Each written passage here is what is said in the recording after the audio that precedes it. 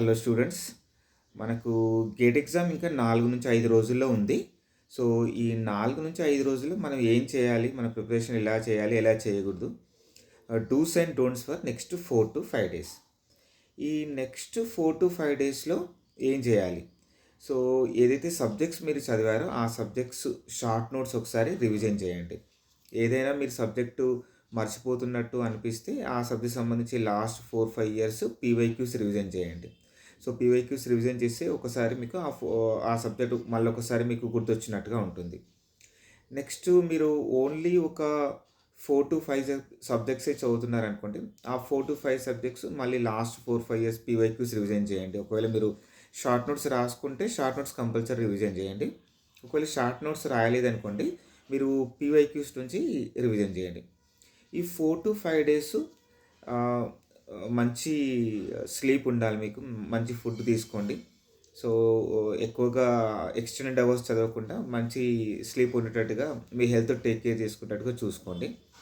Next ఈ 4-5 డేస్‌లో ఎక్కువగా మార్క్ టెస్టులు రాయకండి. ఒక 1 ఆర్ 2 రాయండి మాక్సిమము. సో, ఎక్కువ మార్క్ టెస్టులు రాస్తే ప్రతి మార్క్ టెస్ట్ మీకు ఒక 3 అవర్స్ ఆఫ్ టైం తీసుకుంటుంది కదా!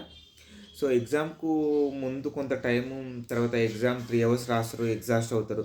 ఎగ్జామ్ అయిన తర్వాత ఒకవేళ మార్క్స్ తక్కువ వచ్చాయనుకోండి డిసప్పాయింట్ అవుతారు. కాబట్టి ఎక్కువగా మార్క్ టెస్ట్ రాయకండి. జస్ట్ ప్రాక్టీస్ కోసం 1 ఆర్ 2 రాయండి.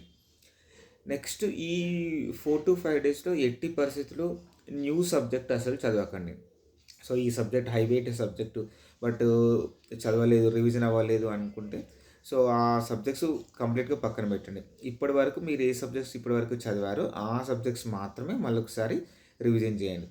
సో, గేట్ ఎగ్జామ్ రోజుకు కావాల్సిన థింగ్స్ అన్నీ ఇవాళ రేపట్లో మొత్తం అన్నీ రెడీగా ఉంచుకోండి. సో, ఎగ్జామ్ ముందు రోజు హరీ బరీ కాకుండా ఎగ్జామ్‌కు ఇంకా 3-4 డేస్ టైం ఉంది కాబట్టి మొత్తం థింగ్స్ రెడీ చేసుకోండి. ఎగ్జామ్ సెంటర్ ఎక్కడుందో క్లారిటీగా అడ్రస్ చూసుకోండి. ఓకే. ఈ 4-5 డేస్ మాత్రం ఓన్లీ రివిజన్ పైనే ఫోకస్ చేయండి. షార్ట్ నోట్స్ చదవండి. షార్ట్ నోట్స్ రివిజన్ చేయండి. ఫార్ములాస్ ఒకసారి రీకలెక్ట్ చేసుకోండి. కొత్త సబ్జెక్ట్స్ చదవద్దు. కాన్ఫిడెంట్‌గా ఉండండి. సో, ఈ ఎగ్జామ్ కాకపోతే మళ్ళీ నెక్స్ట్ ఇయర్ మనకి గేట్ ఎగ్జామ్ ఉంటుంది. సో, డిసప్పాయింట్ అవ్వద్దు.